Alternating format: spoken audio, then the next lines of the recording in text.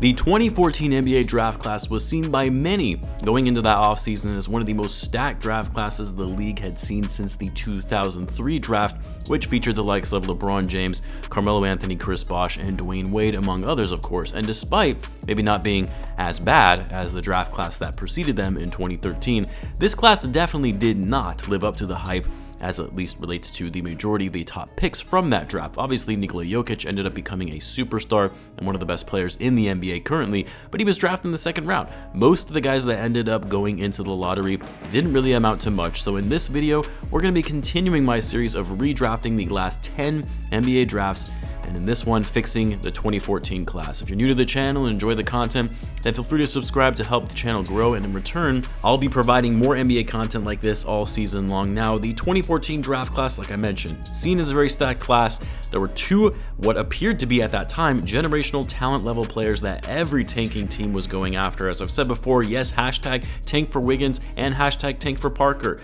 They were really things that were trending on social media during that 2013-14 season. Andrew Wiggins, yes, Andrew Wiggins was touted as the greatest prospect since LeBron James when he was coming out of high school. Jabari Parker also being viewed as a franchise-altering level player.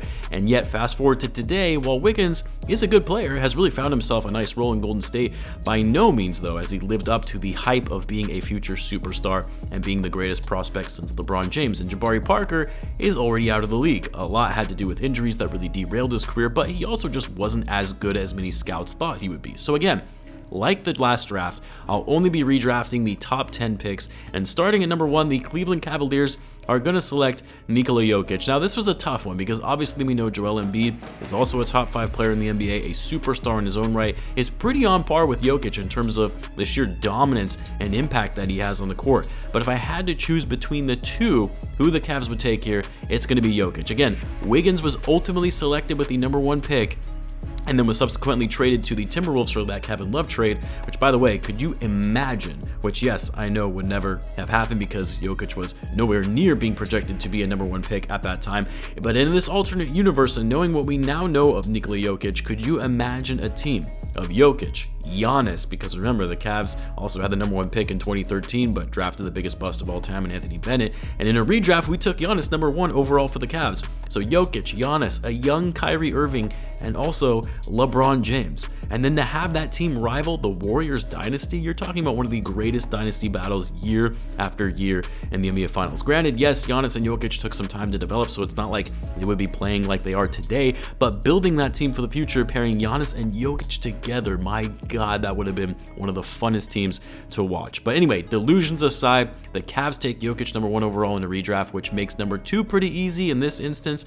The Milwaukee Bucks are going to select Joel Embiid instead of Jabari Parker. This also brings up an interesting scenario when it comes to building for the future, because obviously Giannis actually did get drafted by the Bucks 15th overall in the previous year, and while yes, Embiid missed a good portion of the beginning of his career due to injuries, but then quickly rose as one of the best big men in the league once he actually got healthy. This is another could you imagine instance of Giannis and Embiid being on the same team in the front court. I can't figure out which duo would be more exciting, Giannis and Embiid or Giannis and Jokic. You guys let me know in the comments on that one, but either way, 2 top 5 players in the league on the same team would have been nuts. With a number 3 overall pick, this is where Joel Embiid was ultimately selected to the Philadelphia 76ers, which started the quote-unquote process. And here's the thing, outside of Jokic and Embiid, there are no clear go-tos as far as guys who are going to change your franchise. No franchise level player in my opinion, but in this instance, the Sixers are going to take Julius Randle. I'm personally not a big fan of Randle's game, but overall, he has been one of the more impactful players from this draft class, despite maybe having some attitude issues, not the best defender, but outside of Embiid and Jokic, he's the only player from that class that made an All-NBA team, although he made it in that 1 year and then kind of fell off after that in his play. But over his career, averaging 18 points per game, 9.3 rebounds, he was able to improve his overall outside shooting over the course of his career, and so for the Sixers, Randle would be their best bet, also just based on what they had on their roster at the time.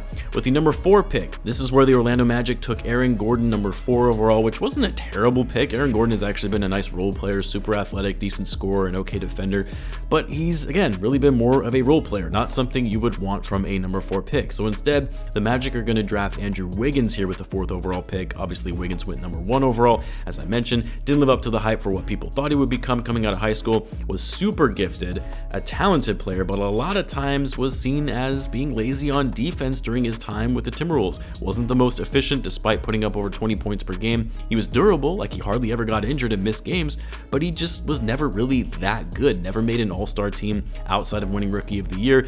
Didn't really have that many accolades to his name until he got traded to the Warriors, where he finally found his footing, became a more impactful two-way player with much improved defense, was more efficient on offense as well, becomes a first-time All-Star, and without Wiggins, the Warriors likely don't win the championship this past season.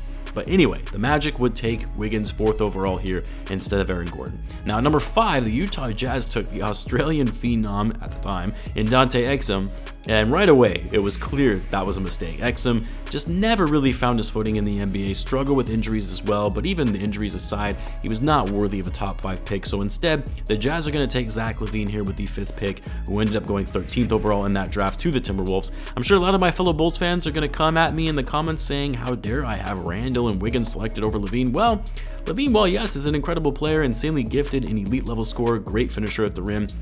He's an all-star player, but I'm not going to sit here and pretend that he's a superstar level player. But hey, this is still a top 5 pick in a redraft and ended up becoming a much better player than most of those in his draft class and better than a lot of players who were selected before him.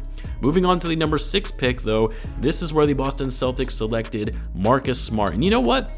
I'm actually going to keep Smart here at number 6. I don't necessarily think Smart is better than some of the guys I'm going to select after him, but he's just such a good fit and piece to that Celtics team. One of the best defenders in the NBA, won Defensive Player of the Year last season. He brings that energy to the team. He's a big glue guy for that roster, hustles, plays hard, and also really developed his offensive game, especially as it relates to his playmaking, being one of the better passers in the league now. So I can't really select anyone over Marcus Smart here with the number 6 pick in a redraft. With the number 7th pick, this is where the LA Lakers took Julius Randle, which in hindsight was actually a good pick when you factor in some of the players that ended up not panning out who were selected before him. But in this instance, because Randle is already off the board in this redraft, having been selected 3rd overall by the Sixers, the Lakers are going to take the best player available here, who is actually Clint Capella. I know this might surprise a lot of people, like really, Capella 7th in a redraft? But you'd be surprised to know this, that among the 2014 draft class, Capella is 3rd overall in box plus minus, only behind Jokic and Embiid. 3rd overall in terms of win shares, also only behind Embiid and Jokic. 3rd highest value over replacement player, 2nd in rebounding, only behind Embiid. He's one of the better defenders from that class, having the 2nd highest defensive rating as well. Like Capella, for all intents and purposes, is actually a very underrated player when you look at his overall impact when he's on the court. He's fallen off a little more recently with the Hawks, but overall a good player, and the Lakers would be wise to take him 7th in a redraft. With the number 8th overall pick, this is where the Kings took Nick Stauskas. Oh, the Kings. It's just always so easy to poke fun at them when it comes to their draft history, but obviously Stauskas is no longer in the NBA, and there are plenty of better options available still on the board. So with the 8th pick in a redraft, the Kings are going to take Jeremy Grant. Grant is one of those players who started out his career a little slow, but has since picked up his game and turned himself into a very nice player, a great scorer, has really improved his three-point shooting more recently. Not that great of a defender, but when you look at how the class has performed overall, Grant has been one of the better players from that draft. Grant was also another one of those players that went in the 2nd round from that draft. With the 9th overall pick, this is where the Charlotte Hornets selected Noah Vonleh, yet another bust from that draft, who has really been in and out of the league ever since entering the NBA, never really been impactful like a lot of people thought he was going to be with his size and strength. Instead, the Hornets are going to take a different big that has actually been a quality NBA player over the course of his career, and that's Jusuf Nurkic. Has always been a consistent player that can give you a double-double, great rebounder, great post-up player, and a great finisher at the rim, and he's even started improving his outside shooting more recently in this past season with the Blazers. Nurkic ended up going 16th overall to the Bulls, who they traded along with the 19th pick to move up in the draft to 11 to get Doug McDermott.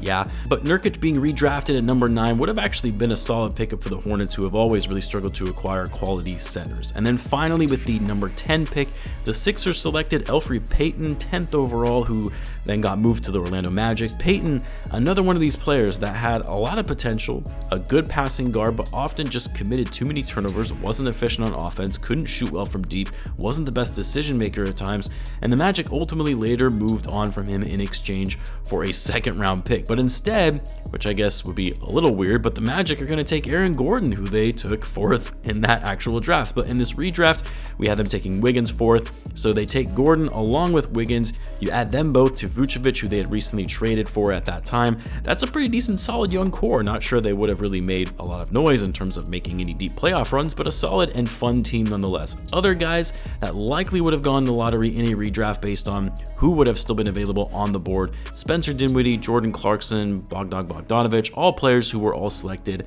in the 2nd round, oddly enough. So there you have it. That's how I would have redrafted the 2014 draft class. Let me know where you guys would have selected players differently. Be sure to subscribe, and I'll see you in the next one.